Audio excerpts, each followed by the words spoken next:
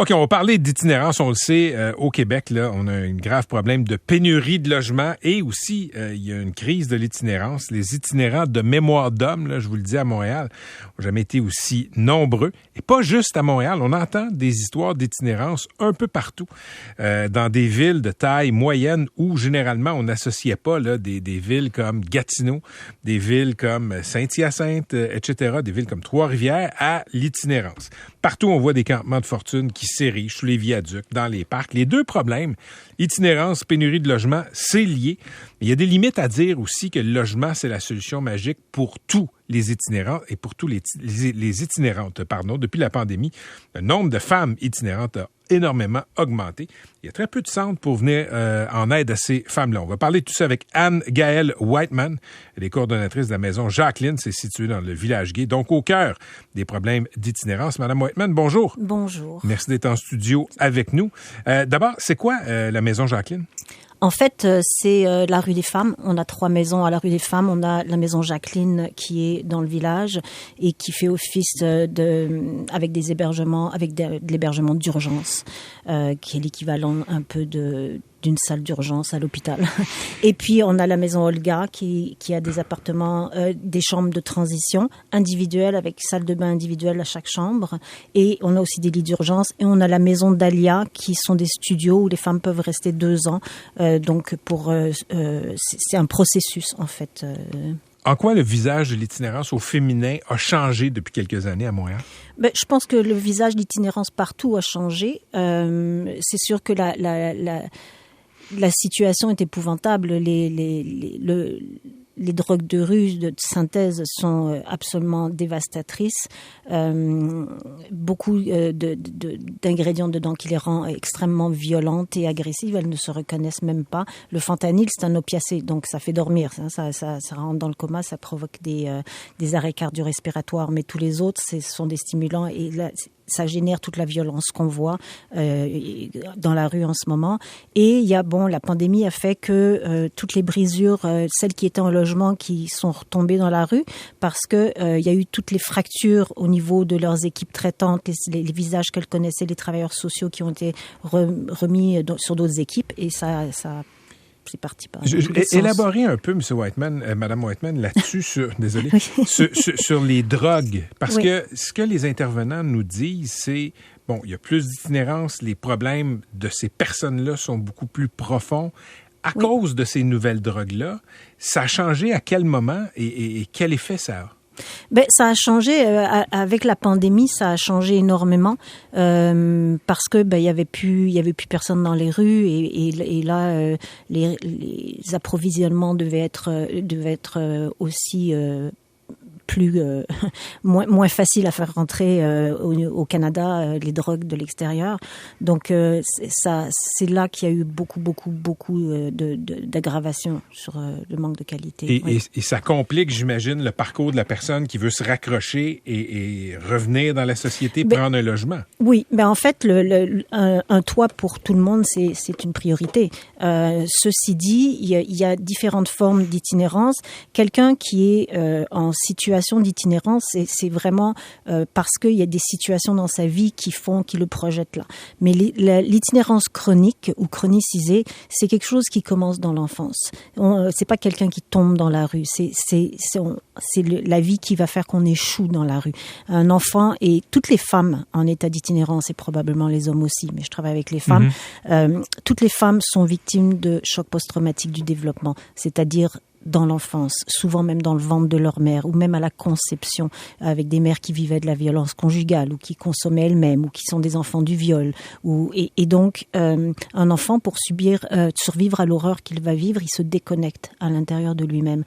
Puis quand c'est fait à répétition et avec les personnes en qui on a confiance, cette déconnexion amène une itinérance à l'intérieur de soi.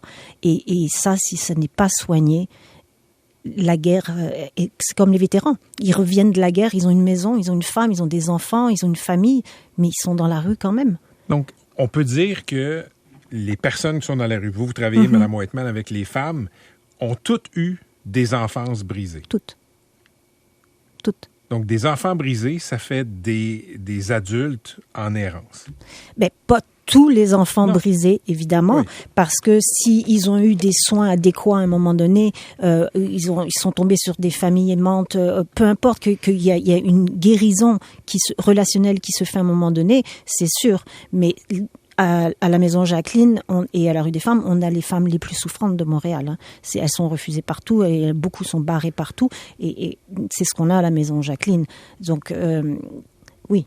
Souvent, j'entends des voix quand on parle d'itinérance, quand on parle de crise des opioïdes, etc., dire écoutez, c'est un résultat de la crise du logement. Non. S'il y avait un toit pour tout le monde, ça n'arriverait pas. Mais je vis dans cette ville, Mme Whiteman, là, je croise des personnes. Et loin de moi l'idée de les blâmer, là, mais je me dis, même si ces personnes-là avaient un logement, elles ne pourraient pas garder un logement. Exactement. Comment on sauve ces personnes-là? Premièrement, il faut changer le paradigme de l'itinérance. De nos jours, avec les neurosciences, on est capable de voir ce qui se passe dans le cerveau, dans les émotions, dans le corps de la personne. Et c'est une question de santé. Le choc post-traumatique, il est dans le corps, il n'est pas dans la tête, c'est pas de la folie. Il se situe dans le système nerveux central. Donc elles ont besoin de soins.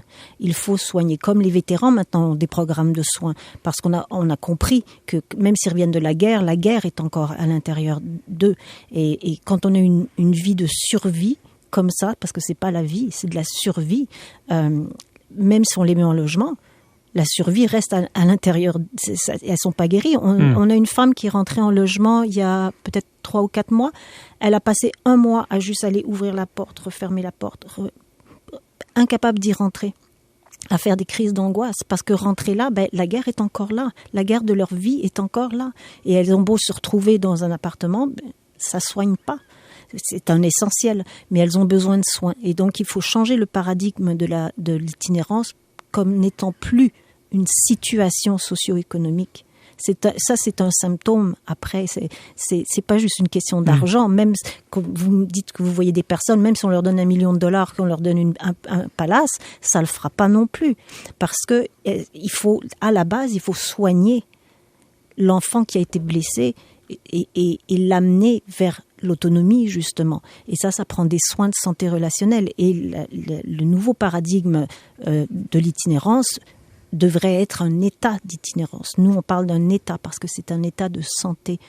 Et ça doit rentrer dans le système de santé pour que ces personnes-là puissent avoir des soins qui vont les amener vers l'autonomie à un moment donné. Pensez-vous qu'on va un jour arriver à une forme d'itinérance zéro?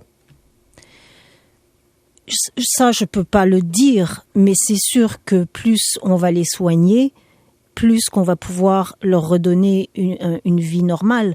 Pour nous, la santé relationnelle, c'est l'état d'itinérance est un état dissociatif d'une santé relationnelle qui est brisée. Et la santé relationnelle, la définition, c'est d'être en lien, d'avoir la capacité d'être en lien avec son sentiment de sécurité intérieure, d'être en lien à soi et en lien avec les autres. Et quand on est dans le trauma, dans la survie, le sentiment de sécurité, il est inexistant parce qu'on est toujours en hypervigilance et toujours prêt à réagir. Donc, ça prend vraiment de le rentrer au niveau de la santé et d'avoir des soins adaptés et adéquats. Et là, effectivement, on va commencer à le réduire. Partout, ça augmente. Pourquoi ? Ce sont des gens qui sont passés par, en général, tous les systèmes, la DPJ, les prisons, les hôpitaux, les services de réinsertion, les thérapies pour la consommation, les hospitalisations forcées en psychiatrie, mais ils passent toujours au travers des mailles du système. Et ces personnes dont vous parlez, est-ce qu'on va les remettre avec un plan d'intervention de 3 mois et ils vont aller retravailler à temps plein et supporter un boss et avoir un horaire?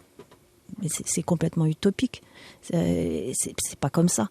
Quand ça fait 30 ans qu'on est dans la rue, c'est pas parce qu'on aime ça. Mais personne n'aime être dans la rue à moins 40 l'hiver. C'est faux. Donc, il faut partir de la base et soigner leurs blessures relationnelles, soigner leur choc post-traumatique. Et à partir de là, tranquillement et au rythme de la personne, la ramener vers une forme d'autonomie.